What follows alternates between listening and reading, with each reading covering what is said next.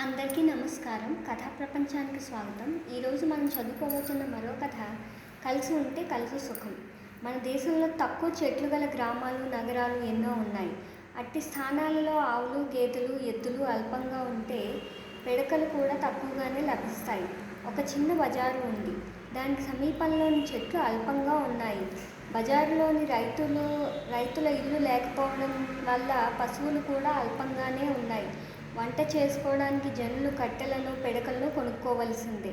పైగా నాటి 2-3 రోజుల నుండి వర్షం పడుతూనే ఉంది. దాంతో గ్రామాల నుండి ఎవరు కట్టెలను, పిడకలను అమ్మడానికి కూడా రాలేదు. దానితో అక్కడ ఉన్న ఇళ్లలో వంటలు చేసుకోవడానికి కట్టెలు కూడా మిగలలేదు. ఆ గ్రామానికి చెందిన అన్నదమ్ములిద్దరూ ఎండుకట్టెల కోసం బయలుదేరారు. వాళ్ళ తండ్రి గ్రామంలో లేడు.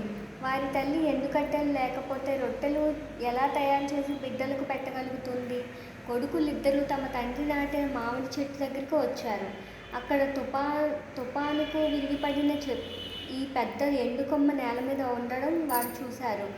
అన్న అన్నాడు, కర్ర అయితే దొరికింది, కానీ మనం దీన్ని ఎలా తీసుకుపోగలం?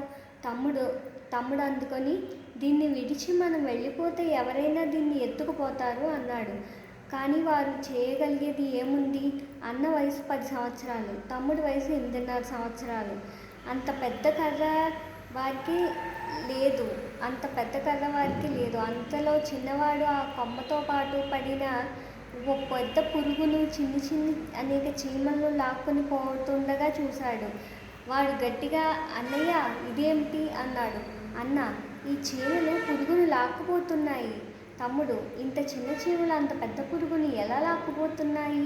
అన్న, చూడు, ఎన్ని చీమలున్నాయో, అన్నీ కలిసి పెద్ద పురుగును సునాయాసంగా లాక్కుపోతున్నాయి. అనేకమైన చిన్న చీమలు కలిస్తే బలవంతమైన సర్పాన్ని కూడా ఈడ్చుకుపోగలవు. చీమలు నెమ్మదిగా పెద్ద పురుగుని ఈడుస్తున్నాయి. పురుగు లావుగా ఉంది. అది మాటికి జారిపోతోంది. అది అప్పుడప్పుడు 10-15 చీమలు దాని కింద పడి నలిగిపోతున్నాయి. కానీ మిగిలిన చీమలు ఆ పురుగును కదిపి నలిగిపోతున్న చీమలను బయటపడేలా చేస్తున్నాయి. నల్లని చిన్న చీమలు అలసట అన్న పేరును ఎరగవు.